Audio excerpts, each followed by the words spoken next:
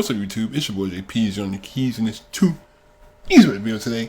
And we got something. This is from the same channel that I did when I watched that the Fallen from World War II video I did like 3 or 4 years ago. That video got a good amount of views, man. People really like that video. But this is the other video that is pretty popular on his channel, and this is something I've always been curious about. The simulation of a nuclear blast in a major city. Well, we don't really need a simulation. Well, we already seen it in Hiroshima and Nagasaki. But I still don't understand why we have nukes. Like, the amount of nukes that we have just in America could destroy the entire world. And the fact that nobody really wants to go into a Cold War. I've noticed it. There's nobody really wants to go into a nuclear arms race. Because it's like, if one of y'all does it, the amount of people that would die, and then the after effects, like, what can you really, like, you're going to destroy an entire city, like large, and then if you put multiple of them at the same time, you could destroy a whole country. But, you know, because the United States spends so much money on defense, because we have all these threats coming to attack us, apparently. You spend so many $1 trillion on meaningless defense, on putting soldiers in countries they're not doing anything, you know. But all this money on defense when people are struggling with student loan debt, people still have health care, people are still struggling to pay their medical bills, you know. People can't afford groceries. But, you know, let's pay $37 trillion in whatever, in military budget. You know, look at this brand new fighter jet. You could have paid for like 37 kids' college education with this. But, woohoo! Got America, you know. Without further ado, let's get to this though. So it has been 2.5 years since I posted the trailer for my upcoming climate film, as many of you have noticed. And I have been working on it almost every day ever since. So it's really close, and thank you for your patience, and stay tuned. In the meantime, I do have something to share for you today. I generally reserve this channel for my own independent projects, but recently I've been working with the folks behind the Nobel Peace Prize, and not only have they been wonderful to work with in terms of support and creative freedom, but they have allowed me to post a video here on my channel. So thank you to them, and here's the film. Imagine for a moment the unimaginable happened. A major city is hit by a nuclear weapon. Now, no number could account for all the devastation that would result. But we can put a number on the deaths. At least we can make an educated guess based on our understanding of what nuclear blasts do to city structures and people. We'll assume the bomb is detonated in the air to maximize the radius of impact, as was done in Japan in 1945. But here we'll use an 800 kiloton warhead, a relatively large bomb in today's arsenals, and 100 times more powerful than the bomb dropped on Hiroshima. Upon detonation, a fireball as hot as the sun would expand to a radius of 800 meters. Those near the blast would be vaporized. And within a 2-kilometer radius, all buildings would likely be destroyed. And we'll assume that virtually no one survives inside this area. Which, based on population density, would start the death tally at 120,000 people.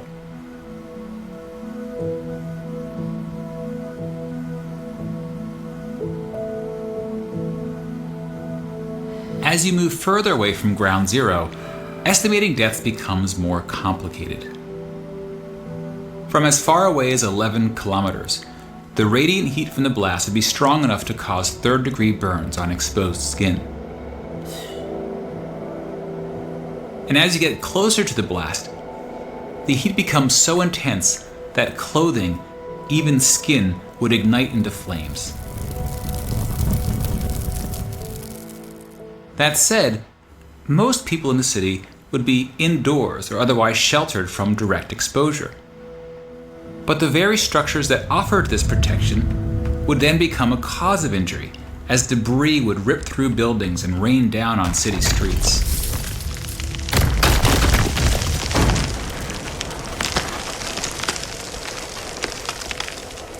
As a rough estimate, we can assume that half the people between 2 and 11 kilometers from the blast are killed, from burns, debris, smoke, collapsed buildings, and radiation sickness,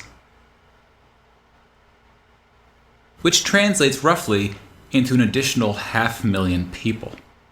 Many of these deaths will occur days, even weeks after the attack. Radiation sickness takes about a week to cause death. And much of the dust and ash produced from the explosion will be dangerously radioactive, especially if it originated near ground zero. And the distance the particles travel will depend on the wind and other factors. Now, since this simulation is of an airburst attack, it will produce significantly less radioactive fallout than ground attacks targeting missile silos or bunkers. So we'll go with a relatively small number of deaths outside the 11-kilometer range. If it were a surface blast, the fallout deaths could surpass all other deaths combined, but it's a very difficult number to predict. In theory, radiation deaths can be reduced if people can avoid exposure to the fallout, especially during the critical first few days. Fallout shelters were common during the Cold War, but people rarely build shelters today. Of course. And schools no longer practice nuclear war drills. Yes, because ducking behind a desk is going to save you from a nuclear blast. But I understand the sign of the times. People didn't know what to do. You know what I mean? Like, it's a really weird time because anyone could put a bomb and destroy the world at any moment. And you know what I mean? Like, anyone could put I don't know, man. We generally talk less about surviving a nuclear attack. And in a way, it's good that we're less afraid of the bomb now that the Cold War is over. When nations are less on edge, the risk of accidents is arguably reduced. But nuclear weapons remain one of the great threats to humanity. And today, we're entering a new era in nuclear weapon history.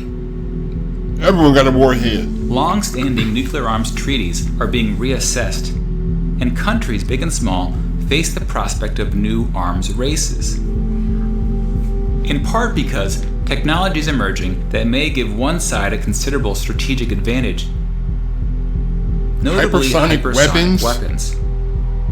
For what? Current nuclear missiles travel around the Earth at high altitudes, For making what? them visible by radar earlier in their flight. For what? Now, some hypersonic vehicles travel close to the Earth, through the atmosphere, at least 5 times the speed of sound, For what? giving defending countries far less time to react. And remember that some of the most perilous moments during the Cold War occurred when countries maneuvered to reduce their opponent's reaction time. And the less time countries have to react, the more likely an accident will occur, or a rash judgment. And then you have smaller nukes that blur the line between conventional and nuclear weapons, providing a more slippery path to nuclear escalation. Now, for ordinary citizens, nuclear weapon policy may seem like a complex, even intimidating topic. But leaders often consider public perceptions when making policy. In many countries, voter opinion is an important factor. Whether you believe nuclear weapons have made the world safer or more dangerous, both sides generally agree that the bomb brings an unparalleled risk, and that there are things we can do to reduce the risk, like minimizing how many countries get the bomb, or scaling back Cold War arsenals, or stabilizing technology races, or pledging to never be the first one to strike. None of this stuff matters if the country just says F it and we just shoot the bomb.